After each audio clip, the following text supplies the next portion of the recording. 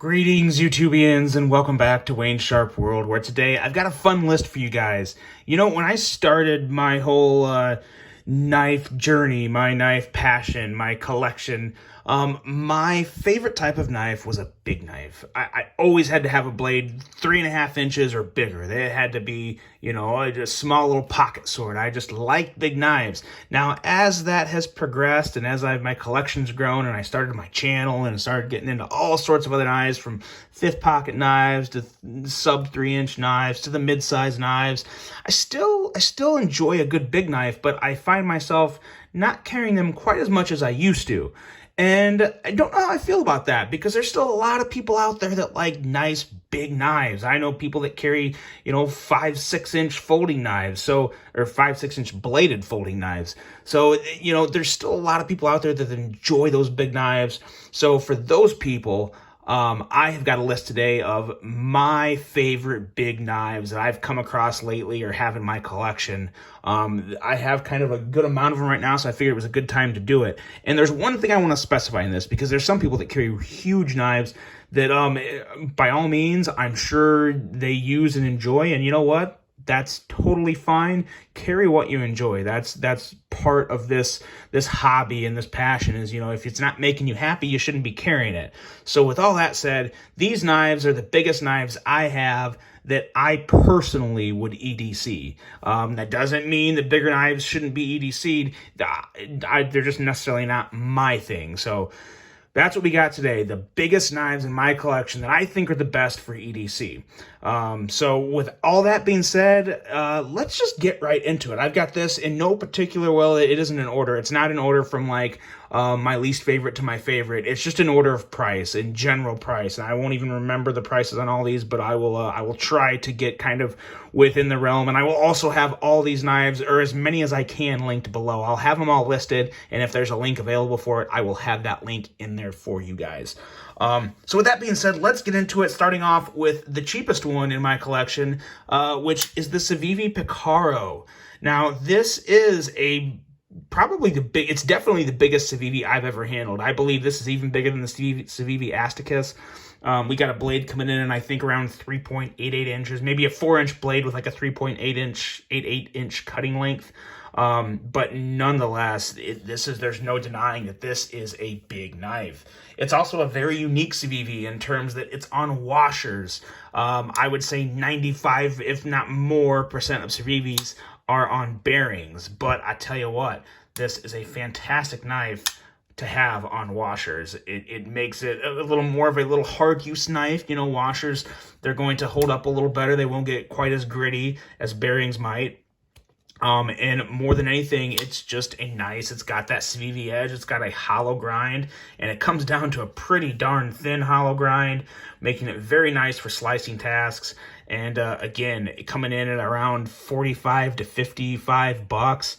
It's one that won't break a budget, and one that you can really use hard and not feel too bad about. That's really key when it comes to some knives. I mean, you know, I think a lot of us use all of our knives. I know I use all of my knives, but I'm obviously not going to do anything too abusive to a $400 knife. So when you got a $40, $50 knife, it's a lot easier to really put it to hard use. That's kind of just it's one of the weird little quirks about this hobby. We spend money on these, you know, real nice knives, and then we don't want to use them as hard as they easily could be used. But hey, you know what?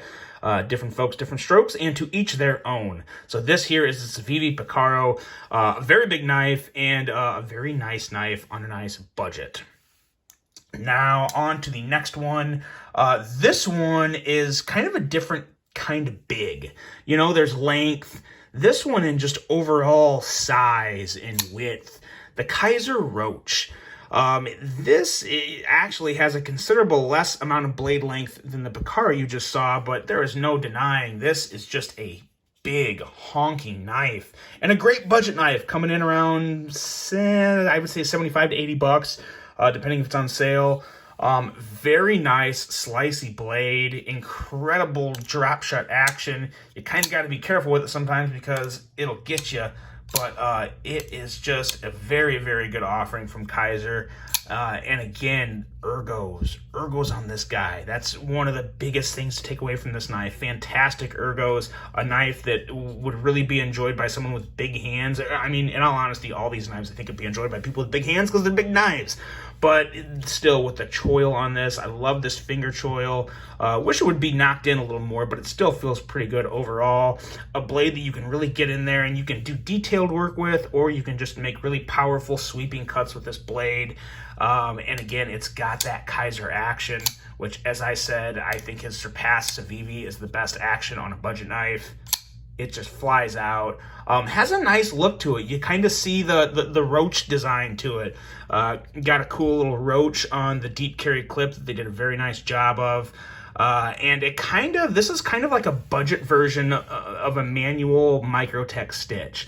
And I know that sounds far-fetched, but that's just the vibe I get. The handle, the overall kind of outline very vaguely reminds me of it, but more than anything, the blade shape kind of sticks out to me as more of the Microtech stitch. Very nice, useful blade, great action, good build, decent price. The Kizer Roach is definitely one I would recommend if you want a bigger knife, especially one with real kind of hand-hugging ergos. Great option, Kizer Roach. Now, next up, in my opinion, we have the best bang for your buck, the best value knife on this list.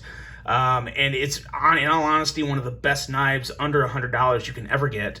And that is the Bestech Swordfish. And yeah, why is it such a good budget or such a good deal? Well, the G10 is very nice. I always like on a budget knife, it's kind of hard to beat G10 as long as it's, a good quality. It's not, too flimsy and flaky on you. Very, very solid, sturdy build. But look at this. We got 4 inches of S35 VN steel. This is a Knife Center exclusive, and it's coming in at $89.99. So for $90, you are getting 4 inches of S35 VN, and in my opinion, a very attractive design, kind of a more slender knife, but again, it's big, it's long. I think you're looking at about 9 inches in overall length. Ergos are very good. Pocket clip on this guy is fantastic. Looks great. It's just a very, very nice knife, and it's one, if you like the ZT0452CF, this is definitely like the ultimate budget option for that. The flipper reminds me of it, the blade, the action, the feel in hand, it's so similar, and it's even the same blade steel. It's the exact same blade steel as a $240 ZT. So if you don't take anything else away from this knife, remember that. That's great, that's phenomenal value. And the action is so good. So good. The blade flies out, very smooth, and you kind of even get surprised when it's such a long blade flying out of there. It's just a fun knife to deploy and kind of fidget with, and pretty smooth on the close. You kind of have to give it an initial shake to get it down past the detent ball, and then it's through, it's in, and it's very, very good. The Bestech Swordfish is a fantastic offering, and one of the best big knives you can get, and the best bang for your buck knife on this list. And this one will be linked below because it is in stock. And there's 2 options. There's the satin version here, and then there's also a black blade. Everything else on the knife is the same. The only difference is the blade, and I'll have both of those linked below for you. Next up, the biggest knife on the list, but also one of the more reasonably priced knives on the list. This here is, I don't want to cut myself. The Cold Steel 4 Max Scout. And yeah, you can cut down a small sapling with this thing. But I guess that's the best way to describe this knife. AUS 10A steel. You can usually find this guy around $110 to $115. And surprisingly fantastic ergos. I got no issues with the ergos on this knife. You can choke up with the choil, and it feels really good in hand like this, or you can kind of give it a regular hold here, which is probably, I'd say a lot of people use it like this, and if you want to go cut down that sapling out back, you can back up a little more on the handle, and you can hack away with this knife. And it's such a strong, well-built knife. Got that triad lock. Got nice, solid liners. It actually has a pretty nice pocket clip, too. And I'm telling you, even as big as this knife is, I truly could EDC this knife. It carries in the pocket surprisingly well. Obviously, you still feel it in your pocket. It's heavy. I think it's like 10 ounces, 10, 11 ounces. So it is heavy, but there's something fun about carrying this knife. And I'm not going to just roll it out here. You got to be careful. The triad lock can be a little tricky sometimes, but and it's surprisingly a decent cutter. It's not a slicey knife. I mean, there's no denying that. I mean, the blade, it comes down to, it's got a pretty thick edge on it. I'm thinking the edge is probably, I haven't measured this ever, but I would say it's between probably around 33 to 36 thousandths, so thick edge. But again, this is not meant to be a slicer. This is meant to be a true tank of a knife that you can just really abuse, and cold steel absolutely accomplished that here. I've had this knife for quite a while, and there's a reason that it's still in my collection, because I just truly enjoy it.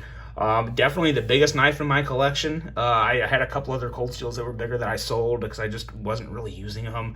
But this is just a great big knife. And for the value and the quality, it's really hard to beat. So if you want to get something a little more out there and will definitely get attention when you go to use it, the Cold Steel 4MAX Scout is a good option. It could be a good camping folding knife too. A fixed blade, in my opinion, is always kind of ideal for camping outdoors, but this is a really good option just because you can beat the hell out of it. So the Cold Steel 4MAX Scout, yeah, look it up. I'm sure most people have heard of it, but it is a good knife, and it's you know, I wouldn't say it's underrated, but it's one worth checking out just to actually get it in hand, because it's just kind of impressive and fun. Next up, another cold steel. This here is the Cold Steel AD10, and if I had to pick one, obviously I'm going to go with the AD10. This is another pretty good value knife. This is another Andrew Demko design, and it is just a very, very attractive one. Ergos are even better with those contoured scales. These guys come in anywhere. Sometimes you can find them on Amazon for like $115, which is just insane. But I would say $130 to $150 is maybe the more regular price. But again, they're constantly changing, so correct me if I'm wrong, but I would say around $130, $135 is kind of the going rate for them right now. But you get a lot of bang for your buck with this knife. You get fantastic ergos, a great blade that is relatively slicey. Maybe you want to put your own edge on it to make it truly slicey, but it was just really sharp out of the box. I mean, I was slicing through paper pretty easily with this knife, even though it is a thicker blade. S35 VN steel, which is, again, one of my favorite steels. Phenomenal steel, great performer, and the heat treating from Cold Steel is always one of the best heat treatments you can get. Especially on a budget knife or a production knife made outside of the U.S. In Taiwan. They do a phenomenal job of heat treating their steel, so you get the most performance out of it. And outside of that, you just get that great Andrew Demko design. I can't say the triad lock is my favorite lock in the world, because it kind of takes away from a little bit of the fidget factor, but nonetheless, it's still a very solid, reliable lock, and it's a strong lock, so you don't have to worry about this guy breaking on you and folding down and cutting your finger or anything. Again, yeah, just a very solid knife. I really, really like this knife in hand. And this is another one. This clip is a little, it looks goofy and wonky, but again, you put it in your pocket, you know, you got kind of a lot sticking out, but it carries surprisingly well. It's probably just as thick as the 4MAX Scout, actually maybe even a hair thicker, about the same. But it's just not really obtrusive. It's comfortable in the pocket, at least in my pocket. So again, I've never been one to complain about weight. This is obviously considerably lighter than that 4MAX Scout, coming in at, I would say this is probably around 7 to 8 ounces would be my guess. But again, it's fine with me. I love this blade, and I really like the design. Andrew Demko is definitely one of my favorite designers, and the action on this AD10 is also really good for a triad lock especially. Very good action. You can middle finger flick it with the thumb stud. You can use your regular thumb stud on your thumb and flip it out. So very nice knife to do a little bit of fidgeting with, but more than anything, just be a nice hard user for you. The Cold Steel AD10. Next up, now we're getting into the more expensive side. We're going from $115, $130 all the way up to $216. And this here is the Spyderco Caribbean. And again, this is another one. You get excellent blade steel, this LC200N. Damn near impossible to rust. You can do it, but you got to really try and almost purposely do it. On top of that, you get an incredible Spyderco edge. This knife is a laser beam. The blade is a laser beam. Just a very, very nice edge on this right out of the box. Push cuts, draw cuts, any type of cut you need to do with this knife is just going to blaze through it. Very nice blade on this, and a nice unique handle that gives you a very nice texture to grip onto. You don't have to worry about this knife slipping out of your hand between the texturing on the handle, the jimping on the thumb ramp here, and you got your little kind of a finger guard up here on the handle as it comes out to the blade. Very smart ergonomical handle design that I really do appreciate. You have a titanium pocket clip, which is okay. Nothing special, but hey, you know what? I kind of like that it's not the bright, shiny, poppy satin. So that's kind of good. And the compression lock on this knife is really good. It's starting to break in a little, so it's a lot easier for me to just kind of close with a flip of the wrist. Works very nice there. I was very surprised with this. Now, a lot of people are saying, well, if you're having this on the list, why don't you have the Shaman on the list? This is... this is a bigger overall knife than the Shaman. It's probably around the same length, but this just feels, because of the handle, it feels a lot bigger in hand than the Shaman. And I consider this a significantly bigger knife than the Shaman. The Shaman has a much smaller carrying profile, I guess if that's the best way to put it. You have a lot more cutting edge on this blade than you do the Shaman, and just a bigger overall handle. So this is, in my opinion, a considerably bigger knife than the Shaman. And a very, very good one. One that you can carry in all types of humid climates. If you guys have rust issues with your knives, try a knife with LC200N steel, because it is a phenomenal steel. I have a few blades with LC200N, and I sweat a lot. I live in the Midwest, and it can get humid, and LC200N has held up like a champion for me. I'm a huge fan of this steel. It's very similar to S35VN, just with a lot better corrosion resistance to it. So very, very nice steel. Very, very nice knife here, the Spyderco Caribbean. One that I would highly recommend if you're a Spyderco fan and want that extra little bit of corrosion resistance. And just a different, unique aesthetic, because this is a very different looking knife. The handle pops a lot more. So just a good one and a fun one, the Spyderco Caribbean. What do we got next here? This is an oldie but a goodie. You can't really find this one anymore, but still one of my more favorite knives of all time. This is the ZT-0850, and this is a bigger knife too in terms of just not so much girth but length. I think this is maybe the longest ZT knife made. It's very big when you consider just the blade in general, and you have a very nice blade to handle ratio. The blade here is coming in at around 3.75 inches. And every bit of that is cutting edge too, so lots of cutting edge on this guy. Very unique kind of modified Warncliffe or sheep's foot blade. This was a limited edition run with CPM 20 CV steel and blacked out everything. The original version had blue carbon fiber, or like a navy blue carbon fiber, and kind of a stonewashed kind of like a dark gray backspacer and clip, which was a pretty nice knife. I definitely prefer this blacked out version. Love the satin grind and the black coated flats. Just gives this knife a real good vibe, and very, very nice knife. Another knife on washers that is super smooth on washers, and just a great knife to carry. A lot of working edge and just surprisingly good ergos too. Not necessarily hand hugging, but there's just no hot spots. Everything's pretty smoothed out on this guy. Really wish ZT would go back to making knives like this, because this was a phenomenal one with a great collaboration between two designers in Sinkovich and Rexford. Very, very nice offering, and unfortunately, I'm afraid those days are probably gone from ZT. But this one is definitely one that I would recommend, and a great big knife, the ZT-0850 CF. Next up, we got 4 more knives to bring to you, and now we're getting even more expensive, coming in around 200. And, oh, the 0850 I think is around 260, but you pretty much can't find them anymore, like I said. This one here is right around 300. This is the Microtech Socom Elite. Still one of my favorite knives to this day. Love this blade overall. I need to give this guy a sharpening because it's a little dull on me. But this here is a pretty hard knife to find. It's one of the more highly touted Microtechs, and for good reason. It's a knife that, if you had to pick one knife for the rest of your life in terms of durability and reliability, this would be up there. I don't know if it would be it. I don't think it would be the one I would pick, but it would be in the conversation without a doubt. Microtech is just very good at doing what they do. Their prices are kind of hiking up lately. Their prices are getting pretty expensive. I mean, they've never been cheap, but being made in the U.S. and everything, I've always understood it. But recently, there's been a pretty significant price increase, and I know that has to do with supply chain issues, this, that, and the other thing, but wish they would go back. This is probably well north of $300 now. Probably it might even be a $350, $330 knife. I'm not sure. I paid $290 for this one.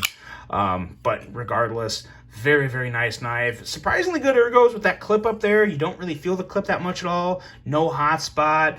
You can get a lot of unique grips with this that feel good and are just useful. You have the glass breaker at the bottom if that's your thing. I don't really like it on a lot of my knives, but there's something about a glass breaker on a Microtech that just kind of looks right with the rest of the knife. The action and acoustics on this guy are so good. It's kind of like basically a little pocket sword who comes out. It's like pulling a sword out of a sheath. It's fun. It's fun, and it's a great knife to carry and use. The Microtech Socom Elite. Next up, we got a guy that, this is a different type of big. This is the Chaves Redencion 229, and it's not the longest, it's not the girthiest, but it's just a tank of a knife. Thick, a little wide, so much titanium. There's no milling in there, so it has that beefy feel, the real kind of ridiculous jimping that still works. Not the most comfortable jimping, but it works. And just topped off with a badass Tonto.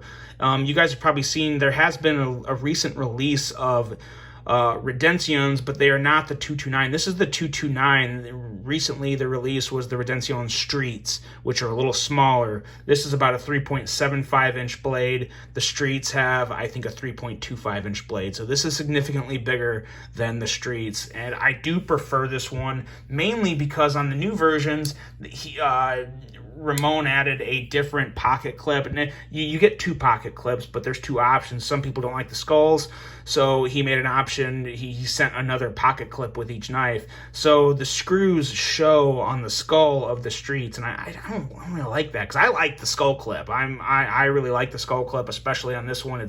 It adds a lot of personality to the knife, and the screws are hidden on this, so I really appreciate that. I like that extra little detail of the hidden screws, especially on such an eye-catching pocket clip. I think it's really cool. The action on this is fantastic. The grind on this blade is phenomenal. One of the best grinds I've gotten from Riyadh, and all their grinds for the most part are pretty amazing, but this one is just a step up. A hollow grind that it gets thin and stays thin for quite a while on this blade. Just an excellent job and excellent overall aesthetics. This knife just has a lot of attitude, a lot of sass to it. I really, really like it a lot. Definitely one of my favorite big knives in my collection. If I was ranking these would definitely be, out of the 11 knives that you're seeing on this list, this would definitely be in the top 5 for sure, maybe higher. I'd have to put a little more thought into it to say for sure, but regardless, a great knife, sometimes hard to get, but the smaller versions are available, whatever's your thing. Keep an eye out for them, though. The Redencion 229, I'm assuming there'll be maybe one more run of them later this year at some point. I picked this up last year, but just a fantastic knife, the Redencion 229. And next up, we've got easily one of my favorites. This would be in the top 5.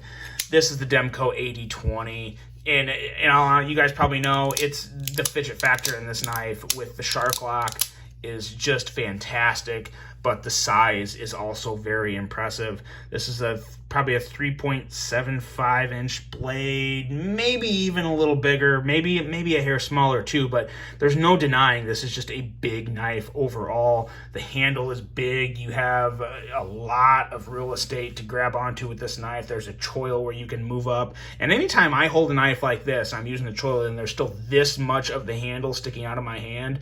I have kind of wide, somewhat big hands, but yeah, there's a lot of real estate on this handle to grab, and excellent jimping up here to where you can use this knife extremely hard and heavy, and it's going to be a very good performer for you. Not the sliciest blade in the world, but still one to where you could do some pretty darn good work with. This version here is CPM 20 CV. They mix up their steels from time to time over there at Demko Knives. You can get 3V, M390, CPM 20 CV. I think it depends on, just kind of what they're feeling and what they have in stock. But the highlight of this knife is absolutely the shark lock. I'm not a huge fan of the AD20.5, kind of the more budgety version of this, because it doesn't feel as solid and as well built as the actual Demko production version. This one is made in the USA. I did put a Lynch deep carry clip on it that I absolutely love. The knife disappears in my pocket, and it actually carries very well too, with no flipper tab. It's still somewhat of a wider knife, but it carries phenomenally well in the pocket. It's a little heavier, but that doesn't really bother me. The thumb studs work great on this, and you can middle finger flick it just fine. Very, very fidgety knife, and a damn good looking knife in my opinion. I really like what Andrew did with this design, and the shark lock, he keeps it nice and minimal, but very effective. And it's kind of a hard knife to keep in camera, but a very fun knife to fidget with. And one that, again, unless I was to get a different version of this knife's never leaving my collection, because it's a phenomenal design. It's a great design. It's one of my favorites, easily one of my favorites in the collection, even being as big as it is. That's the Demko Knives AD20. And now we have one last big knife for you guys. And this is the most expensive just because it was a special edition. I got this as the COVID edition. This is the Spartan Harsey folder in S45 VN. And really, the value or the expense was all in this handle. Still very, very cool. From, if you're my age, I'm 34 years old, and COVID has had to have been the craziest time in my life so far. So I thought, you know what, I'll get a souvenir. Why not get a knife? A knife would be the best souvenir for the year of 2020. You got the little, I call them COVID germs, but virus germs, whatever the hell they are, floating around on the back. Really nice, kind of an antique teal finish with bronze hardware. Really, really like this. Just the message on the handle and the quality of the engraving is great. And the blade here too. This is a surprisingly slicey knife. It's not super thin behind the edge, but again, Spartan put a very, very nice edge on this knife. The S45 VN steel has been holding up great. I have a couple blades now that are S45, and I really do enjoy them both. And I just really enjoy the overall aesthetics of this knife, from the blade to the handle. Ergos are fantastic. It is a bit of a hand hugger. It just feels very, very good in hand. A knife that I really don't carry enough. I kind of got this and turned it into a safe queen because of, all the, the artwork on the handle. But I'm going to be carrying this one more. It will probably wait till, summer and fall. But I will definitely be carrying this one more. And it's a very, very good action on washers. It's still a little stiff because I haven't carried it a whole lot. But, very, very good right after I do that. The detent could maybe be a hair stronger on it. But again, from what I've heard, this is a knife that you really have to let break in. And I, in all honesty, I haven't used it enough to really break it in. So, can you middle finger flick it? kind of. Regardless, even as a slow roller, though, it's still just a good knife and definitely a very hard user. Full titanium handle here, as you can see, no milling, but it's got the over travel stop. It's got a lot of the things you look for in a knife to help make it, to make the longevity of it and have a nice long life in terms of a user. You got your nice jimping up here on the thumb ramp, and it's just a very, very nice, attractive knife, and a big knife, a very big knife. So there you go, guys. There's your list. Let me see if I can get them. I'm not going to open the blaze, but let me see if I can get them all back out here for one kind of last recap of everything we got. And this is going to be very hard. This is probably one of the most challenging things I've ever done on this channel, to be honest. But I hope you guys enjoyed this one. Now, I know with just 11 knives, I'm probably leaving a lot out. So let me know which ones I missed out on this list. What are your favorite big knives, guys? I know a few people out there that are regular viewers that on my Wayne Sharp week, they always comment and they always have big knives. So let me hear from you guys. Frog, I know you're one of them. I know you carry a lot of big knives. Who else does out there? Let me know. Hope you guys enjoyed this one. Hope you have a great rest of your day. And until the next one, I'm out.